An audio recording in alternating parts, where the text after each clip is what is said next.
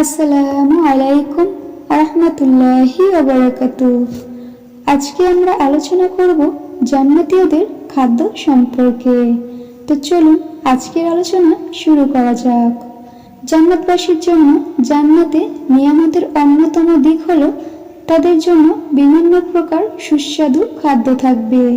তারা সেখানে তাদের ইচ্ছা মতো খেতে থাকবে।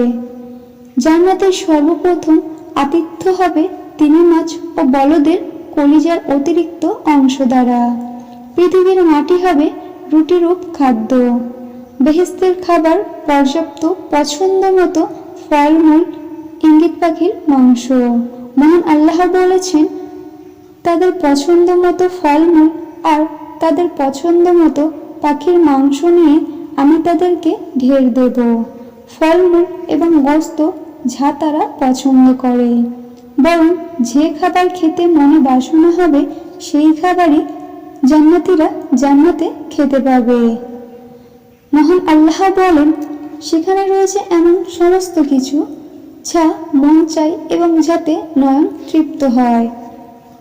সেখানে তোমরা চিরকাল থাকবে।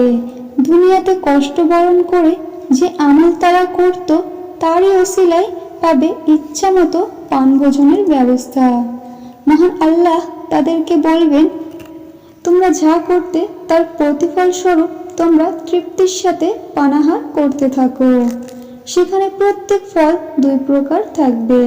মহান আল্লাহ বলেন, উভয় বাগানে রয়েছে প্রত্যেক ফল দুই প্রকার। রকমারি ফলের বৃক্ষে ফল ঝুলে থাকবে, যা সম্পূর্ণরূপে জান্নাতীদের আত্মাধীন করা হবে। জান্নাতীগণ বসে বা শয়ন করেও ফল তুলে খেতে পারবে। মহান আল্লাহ বলেন, সেখানে তারা হেলান দিয়ে বসবে পুরো রেশমের আস্তর বিশিষ্ট বিছানায়। দুই বাগানের ফল হবে তাদের নিকটবর্তী, যার ফলরাশি ঝুলে থাকবে নাগালের মধ্যে। সন্নিহিত বৃক্ষ ছায়া তাদের উপর থাকবে এবং ওর ফলমূল সম্পূর্ণরূপে তাদের আয়ত্তাধীন করা হবে। জান্নাতে আছে খেজুর, বেদানা ও আরো অজানা কত রকমের ফল।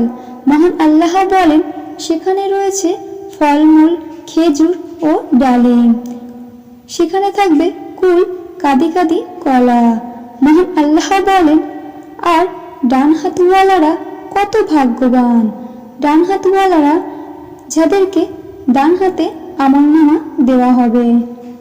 তারা থাকবে এক বাগানে, সেখানে আছে কাঁটাহীন কুল গাছ, কাদি ভরা কলা গাছ। জান্নাতীরা থাকবে বাঞ্ছিত ফলমূলের প্রাচুর্যের মধ্যে। মহান আল্লাহ বলবেন, তোমরা তোমাদের কর্মের পুরস্কার স্বরূপ তৃপ্তির সাথে পানাহার করো। এভাবে আমি সৎকর্ম পরায়ণদেরকে পুরস্কৃত করে থাকি।